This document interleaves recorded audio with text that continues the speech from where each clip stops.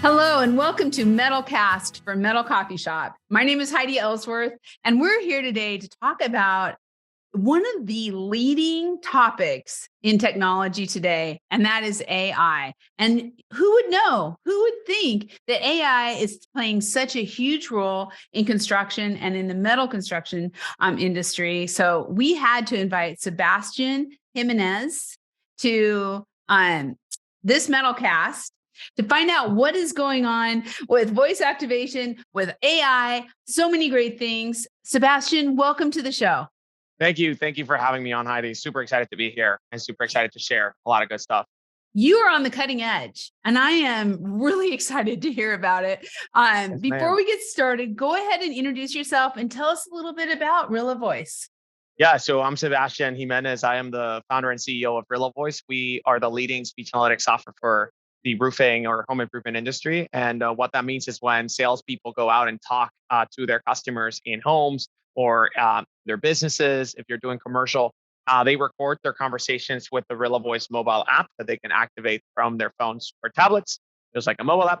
And then we use AI to automatically transcribe, analyze, and give them feedback to help them improve their sales and to help them get better at talking to customers. And very succinctly, what Rilla does is it looks at patterns for how the top performing salespeople in a team talk, how fast, how much, how many questions do they ask, and then it looks at what they say specifically to then share those winning conversational patterns across the entirety of the team, so you can have a team of like an entire team stacked with superstars and top performers. So yeah, that's Rilla. It's really using technology to help people succeed, and you know it. It's helping the homeowners too, because they're getting the best experience. Yep. Yeah. One of the things that we realized was we have there's a measure that our customers measure with Rilla, which is their brand compliance or sales process compliance. And that's the first metric that starts to go up. And if you're any kind of brand, the biggest thing that you should care about is your customer experience and how your company is interacting with your customers, right? And so when we have tools like this that enable human beings to become kind of like the best version of themselves with technology, you end up seeing a great benefit to customers, which shows up in sales and growth and profitability, right? It's all because you're serving your customers better. So yeah. Yeah, totally. It's a win. So tell us, Sebastian, how did this start? How did Rilla Voice, I love these stories of innovation and entrepreneurship. Yeah. So how did I start? I went to NYU for college. When you go to NYU, there's an ever pressing question every day, which is how can I piss off my parents? And how can I optimize the anger that my parents are going to feel when I tell them what I did today? And my way of doing that was to skip classes and go and do stand-up comedy in New York City. And I became an avid addict of going out and telling crappy jokes and crappy bars in New York City. And I would do all these shows, and I kind of became addicted to this craft of going out. There's nothing on a piece of paper. You write something down, you tell it to people and launch it. You fail in public a lot, and then you get feedback from that failure, and you go back and iterate and try it again, and you iterate and try it again until it gets good. And I just became addicted to that. And I remember I'm from the Dominican Republic, so technology is not like a thing down there that you can think of doing in your life. And so I never knew about it, but I was in New York. I had this internship with this Forbes author. We started interviewing a bunch of tech founders. And when they described their process for building companies and products, it was very similar to what I was doing in stand-up. Just this idea of every tech founder, they start with an idea. It can be right, in the right general direction, but it's so wrong on so many different ways, right? Like Airbnb, they started, the general concept was right, but they started going into conferences. They started selling to people where the host had to be in the home for them to be able to operate an Airbnb. They started in so many different wrong ways. And it wasn't until a bunch of trial and error over an extended period of time that they actually got it right. And so I started learning about that. I said, okay, that sounds very similar. I could probably get addicted to that too. And I did. And then, and I figured out something that I could do that could piss off my parents even more, which is okay, instead of being a stand-up comedian, I'm going to become a tech entrepreneur. At least they knew what a stand-up comedian was. It's okay, you're a clown. But then with tech, they didn't even know what that was. They were this kid, they just gave up. It's this kid is so annoying. He's now going on. They couldn't even tell their friends, like, oh, what, like, my mom just said, like, you're just unemployed, right? Like, you're just like dumb and whatever. Just like, what, come back home whenever you're like ready to like, grow up or whatever, And so I became a tech entrepreneur. My first, I want to be entrepreneur at first, I was Yeah, like, yeah. and my first company, it turned after a lot of trial and error, it turned into a field marketing management software to companies like consumer companies like Heineken and Molson Coors and Get Around and Red Bull that would do field marketing. Field marketing in home improvement is when you go to the home shows and you try to get leads. For consumer Yeah. companies that sell like beverages, it's more like you send a bunch of college kids to a store or to an event and they give you Red Bull. And then you're just like, oh, Red Bull's fun, right? Because you have a bunch of young kids that are all happy giving you Red Bull. And our software was this like very basic, management software to like schedule the events, get data from the event. And one day I was just looking at some numbers and I realized that one of our customers, Heineken, they had like 4 million face-to-face conversations with consumers every single month. Jeez. And that was 10 times more data that they were capturing from social media analytics on a monthly basis. Social media analytics was about like 500,000 points of engagement from YouTube, Instagram, Facebook. Every like, every comment, every mention of their brand was 500,000 points of engagement. When offline, they had these like 4 million face-to-face conversations. And I said, what if we could take those 4 million conversations and allow Heineken to get really close to their consumers, understand what they want, what they need, what problems they have with their brand, right? So that they can make better products and services and marketing strategies. And then we said, that's only Heineken. What if we go into all of field marketing? How many conversations there? What if we get out of field marketing? We go into the field salespeople that go and sell in pharma, medical, home improvement, right? Roofing, windows, siding, doors, flooring, HVAC, solar, pest, right? Like there's all these different salespeople out there. How many conversations are they having? And it's about 10 billion face-to-face conversations that are happening. And so, and for context, there's 80 billion Google searches at the time that we were doing the numbers. So it's like 10 billion versus 80 billion. We said, what if we could go out there and make offline commercial interactions as searchable as what Google did for the web? And that became the founding vision for Rilla. It's like, let's go out there and bring the power of the internet to the offline world where most people still work today. And that was a few years ago. And like I said, that was the concept was right. There was a lot of failure in between. And it took us a couple of years to figure it out. And then we finally did. And now we've become one of the fastest growing startups in the world and in history, which is a good spot. Yeah, it's a great spot. And it makes so much sense. I mean, you're right. Yeah. It's all these conversations we have every day that are not being transcribed, that are not on the internet, that are really forming the relationships and the sales and everything else that goes along with that. And so AI, everybody's talking about it, right? And it's like good, bad, and indifferent. So as you're using this AI for all these conversations, what are you seeing with that in home improvement? Because I mean, you're working with Heineken and now you're working with roofing or metal, it's kind of different.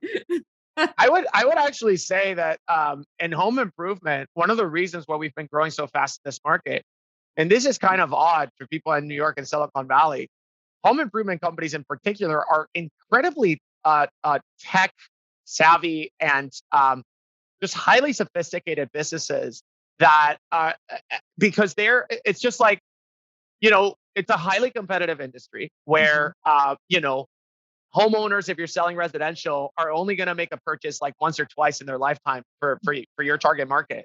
So the best companies and the companies that are aspiring to be the best companies have to be insanely sophisticated when it comes to marketing, when it comes to sales, when it comes to customer service and branding. And so you have these highly sophisticated businesses that are powered by technology. Like drone technology was actually adopted by, a lot of home improvement companies that were the early adopters and kind of found its footing there.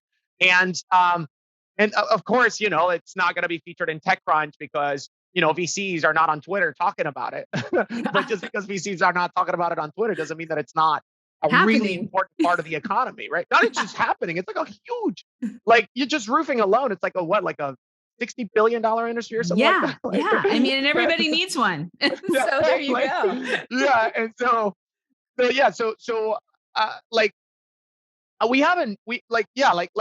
would actually say that some of these CPG companies are more risk averse when it comes to technology than home improvement companies. And you see it in the tech stack. Like you see that home improvement companies, they have everything from drones. Like when AR technology, I've met people who like launched companies when the Google glasses came out. First Yeah. companies that they started targeting was like field service technicians for like Yeah. HVAC, people doing inspections, right? Like this is a big and to your question about AI, we're seeing that the same thing is happening with AI, where people think that AI is going to be adopted by Silicon Valley companies, and it's going to.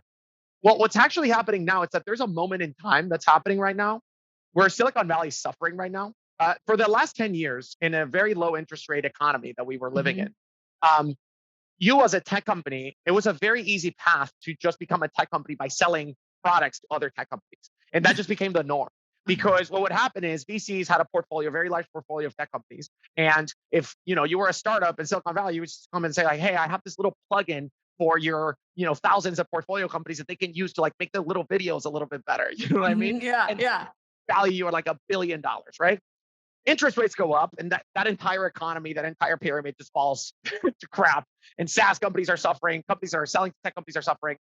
And this is happening at the exact same time that AIs became of it, like just Yeah. like GPT chat happened like September last year, right? And so both things are happening at the same time. So what's happening is, because we're in a high interest rate economy now, you can't just be a tech company selling tech to other tech companies. It's just like the party's over. You have to go out and sell to real businesses that are selling real products to like real people in the economy. And so, and home improvement, because of this nature of the business, that they're very kind of, they have to be very competitive and tech savvy. They're kind of at the forefront of AI technology now. Not only with tools like Rilla, like a very very basic use case of the new AI, that's it's like replacing the call center. Like you call somebody and it's a machine who answers, not a human being, and it sounds like a human being. It quacks like a human being, but it's not. Until you ask that one question, but they don't like, and then you're like, oh, it's not a real person. Exactly. But there's a lot of technologies that are not just like implementing AI, but are specifically targeting home improvement first, because of this kind of market shift that's happening. And so it's really cool to see, and that's obviously great for Rilla because we target home improvement companies, and they're very quick to launch these tech. So we're seeing it with all sorts of technologies across the board. Yeah. I first met you and saw you at the top 500 last year we had Sherwin-Williams and Metalview. We had a booth, and Metal Coffee Shop was there, and you guys were right next to us. So yeah, I mean, those top 500 exterior contractors are doing things that are just amazing. I mean, with what they're using around technology. So the adoption that you're hearing from those kind of big companies, tell us just a little bit about that. Like, how are they embracing it and bringing it into their business?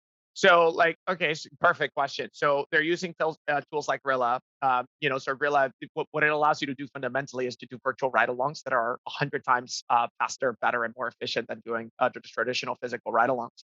And it was one of our large customers. I won't say his name because he's one of the best people in home improvement that we've met. An amazing person. And when we launched Rilla, he said it in an amazing, like, beautiful way, which was, he told his team, he's like, listen, I've been in this business for over 40 years. And in those 40 years, everything has changed. We've changed the way that we've done marketing, right? We had to move from mailing campaigns, we send things in the mail, and door knocking, to like being really adept at SEO and online marketing. We've changed our call center. We've changed our sales process. We've changed the windows that we sell. We've changed, right? Like everything about our business has changed. The only thing that hasn't changed is the way that we coach and manage salespeople. 40 years ago, the same as today, only way to coach and manage a salesperson is they're having trouble. You send the sales manager out on a ride along. The sales manager sees them selling, gives them feedback, right? And that's been the same for 40 years, right? Until today, where for the first time in 40 years, we're actually changing the way we coach and manage our salespeople, because now we can do it virtually. And this is an amazing kind of, early adopter kind of feeling of like we're going out there to the cutting edge. And so they're embracing it like that. Like, this is actually changing a very specific part of our business that has, like, it was just like a given that we have to do physical ride-alongs. And so, but not only with Rilla, like the call center company that I was mentioning, there's a company called Avoca. No, not Invoca. It's Invoca or Avoca. Okay. And I love it. I'm trying to, yeah, it's basically the fundamental premise is like what I said. It's like the call center answers a phone, it's a machine. And Yeah. home improvement companies are adopting that first than anybody else, right? And That's so, crazy. and they're at the forefront because again, they're super highly competitive businesses, have to be highly sophisticated in sales and marketing, and we're seeing just a lot of, with scheduling, there's AI being used with presentation, right? Yeah. My Yeah. buddy Dean Okay. Curtis from Yeah. Engage, right? So Yeah. like Love that they're stuff.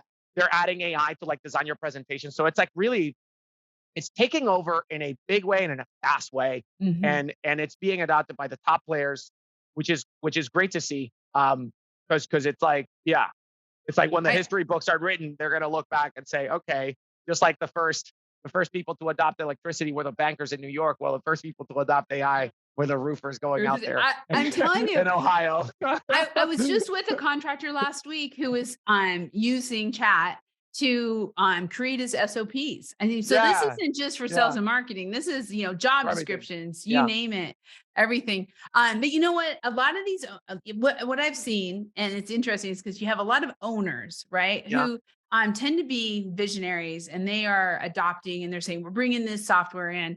But then it's always curious to me, like, how does it work down through the organization? So just what are you hearing back from sales managers who all of a yeah. sudden have this new way of doing things, who have, been doing it the other way for so long? So we have two types of sales managers. We have sales managers that are still keeping like kind of like their sales rep hat on, and we have sales Mhm. managers that have like become like fully, in their brain and then their soul, they become sales managers and sales trainers. Sales managers that are sales trainers, sales managers fully, they absolutely they're the Rilla champions, right? They Yeah. say like, I mean, like the first time we realized we had something after years of toiling away in darkness and misery, it was a sales manager from the Stormguard Roofing Company, one of our first customers in home improvement. I love you guys, Stormguard. uh, the sales manager basically told us, we said, like, how did it go your first week of using Rilla? And he said, listen, in my 10 years of sales, I've never seen a tool that saved me so much time, which is the only thing I can get back. And I said, tell Yeah. me more about it. And like last week, I went on my ride along. It took me 6 hours. Today with Rilla, I was able, and then last week I was only able to coach one rep. Today with Right. Rilla, I was able to coach all my 5 reps. And I was like, oh, wow, that's awesome. That's a 5 times improvement. He said, no, last week it took me 6 hours to coach that one rep. Today, it took me about 50 minutes to review all the analytics, all the appointments for all of my 5 reps in less than 50 minutes. So we're actually talking a 30 to 35 X increase in the productivity of your sales managers. So when Wow. you show that to sales managers and you show that to big companies, you were asking me how big companies are adopting. What you have the opportunity to do, and we have many customers doing this, is that they kind of restructure their companies in such a way that now that one of the problems that we didn't know that we were solving was that when you're growing a company and you're trying to expand to multiple territories, one of the Mhm. biggest constraints is like hiring top world class sales management talent to actually build teams and scale teams in that region. The problem is that you're constrained by the territory because you have to hire somebody Yeah. who's either traveling there all the time, like on a plane, which we see a lot of that, Yeah. or somebody who's local. Now, all of a sudden, with Rilla, these companies that are at the top of their game, they kind of lean into the corporate trainer position, where you now you have a team of like top 1% corporate trainers in the entire world. And they're sitting in a corporate location or wherever, actually. They could be in Mexico. They could be like they could Anywhere. be like, Yeah. they could be in I love the it. Bahamas. And they're just coaching your teams. And then you're now able to devote coaching resources to whatever markets need it the most without having to be constrained. And so, yeah, so for sales managers that are in that vertical, it's like amazing. For sales managers who are thinking like sales reps, when you first introduce Rilla to them, um, the top performing sales reps who tend to become sales managers, they absolutely hate it. they, Yeah. I absolutely, was gonna they say. absolutely hate it completely. Like it's a, and it makes sense. The tool is kind of designed to find their secret sauce and share it. I kind of, I understand. That I makes it. totally, Yeah. Yeah. I understand. They And don't want so, everybody else to know. yeah, no. If you're a top performer and you get introduced Rilla the first time, you absolutely hate it. You Yeah. absolutely hate it. Yeah. Um, Everybody who's like in the middle of the pack, they are slightly concerned about it. They're like, okay, Big Brother, what the hell is this? Yeah. This is like Zuckerberg's behind this. He's like looking at my thing. I don't trust it. And so he's like gonna come out of the phone. and so and so they're kind of slightly concerned. And then what we see with salespeople is that usually the bottom of the pack and the new reps embrace it Yeah. faster than everybody else because just by sheer necessity that they need any help they can get and they want to Right. improve. And so they embrace it. And what typically happens is first month of using Rilla, those people who embrace it the fastest, we have a bunch of case studies and it happens time and again.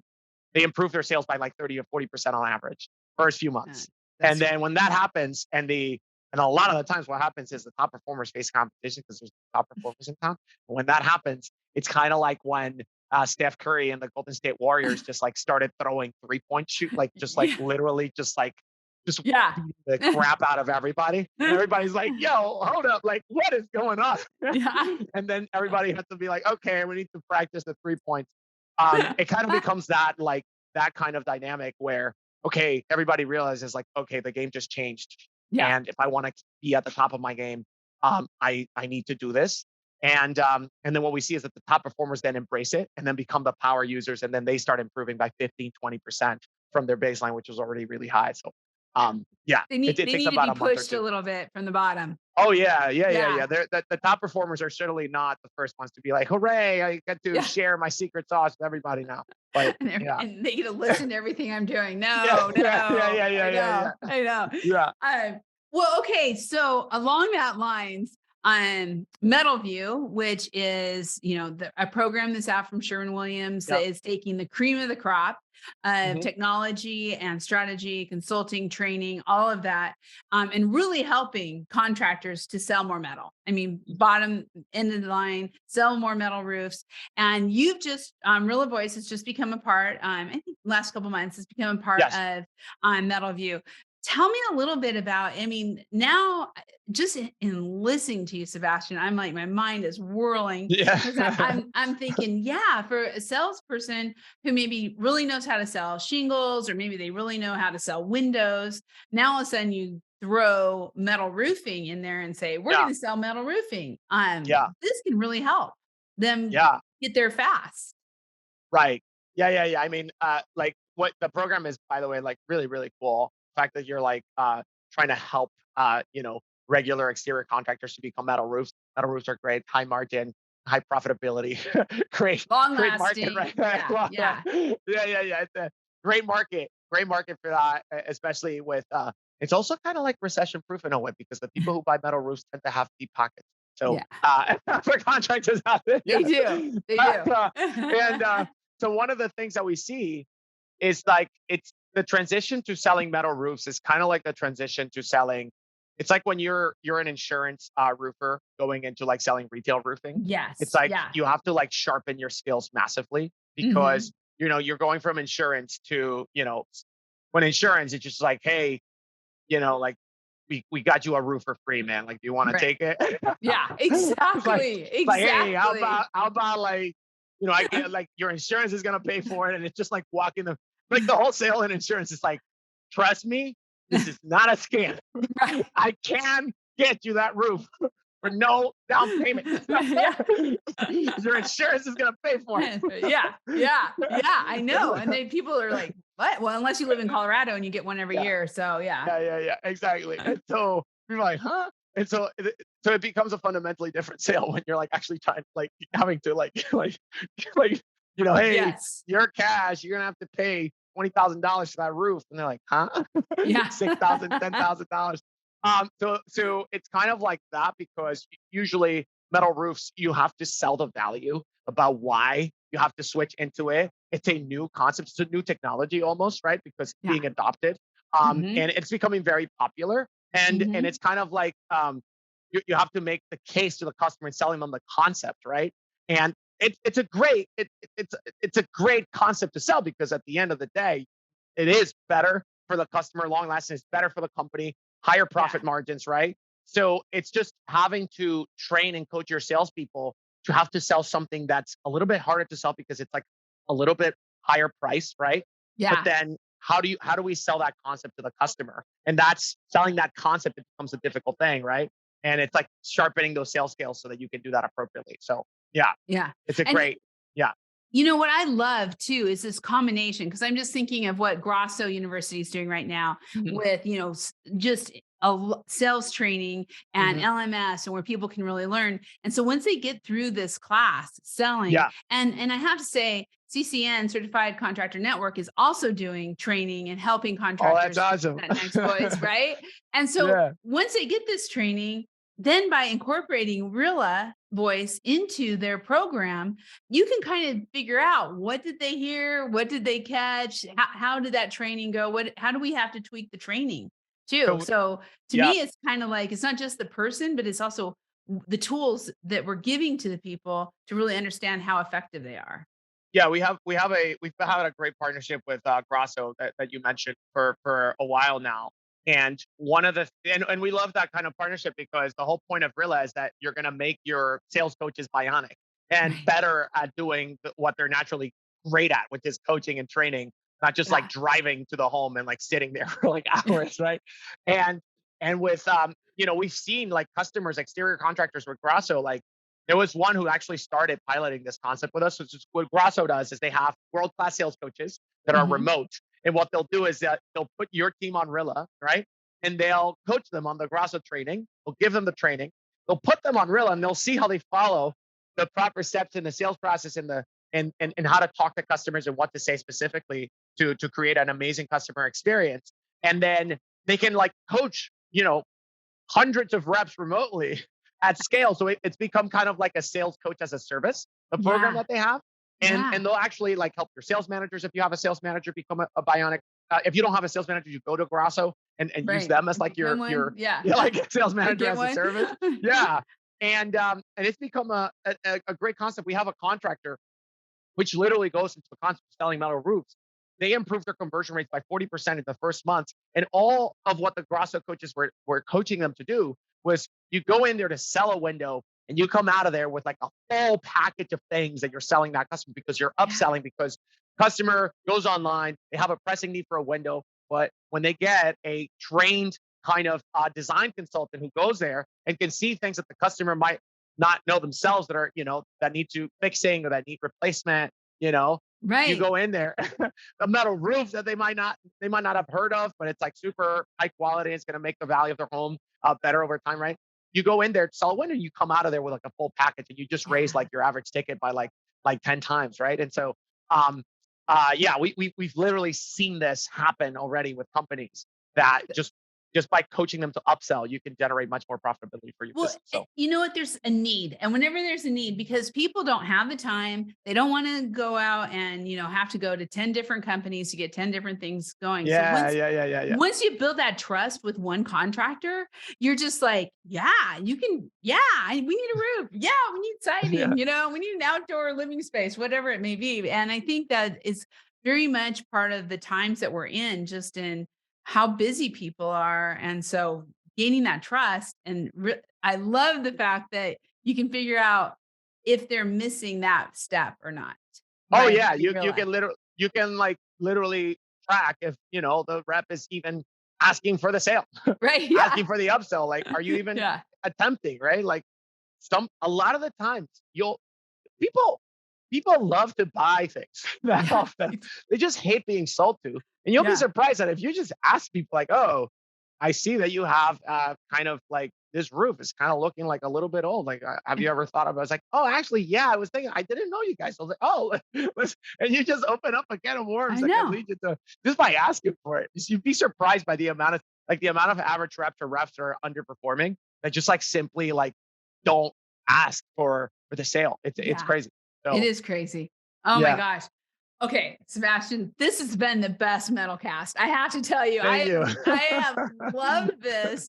I love what you're doing. And so I always like to end it with, how can contractors get involved with you? How can they give them a little bit of how to get started? Yeah, so you go to rillavoice.com. That's RILLA voice.com. And you go on the sign up link. It's going to ask you a bunch of questions, your company, your name, your email, your phone number. And then it's going to ask you to book a demo with one of our highly trained salespeople who have been trained using AI. So you book that demo and you tell us how we did at training those people. I swear to God, it is actual human beings We still haven't cracked the code to make the Zoom call a machine yet. So it's actual human beings that will talk to you. But we've trained them with the best of AI technology. So you tell us how we did. I was going to ask that. I was going to ask, is it a real person or not? Okay. The other question that everyone out there has to be asking right now, because I know I'm thinking about it, is how are your parents? Did they survive all this? My parents. What I'll say is we were featured. I was like selected as one of these like Forbes lists. Like they keep coming out with more lists, and I think we're about to. I can't talk about it because it's not. Okay. Another one's gonna come out. But we were selected in one of these other lists from Forbes, and my mom told all her friends that her son Sebastian was featured in the cover of the New York Times, which is like wrong newspaper, but still in the spirit. I appreciate it because now in her mind I'm not unemployed. I'm like in the New York Times, which is like different newspaper, but whatever. You know what I mean? We'll take it. And you're still funny. So, I mean, it's all come together. So that's great. Yeah. I love it. Well, thank you so much for joining us today. I'm looking forward to having you back again. This is just great. I'm super excited about you being a part of the MetalView program. I think it's just exactly what contractors need, and it's just going to take the industry that one step up. It keeps growing and building. So thank you so much, and thank you for being part of Metal Coffee Shop. Thank you, Heidi. This was awesome. Thank you. Thank you. And thank you all for listening. You can find information on Rilla Voice on Metal Coffee Shop. Just go to the directory. You can find all kinds of articles. We're doing some videos. And of course, they're all part of the Metal View program. So be sure to check that out. First slot on the directory. You can find out about MetalView and how you can get these important resources. Thank you again. Please be sure to go to YouTube and subscribe so you don't miss any episodes, along with your favorite podcast channel. Hit those notifications. And we'll be seeing you next time on MetalCast.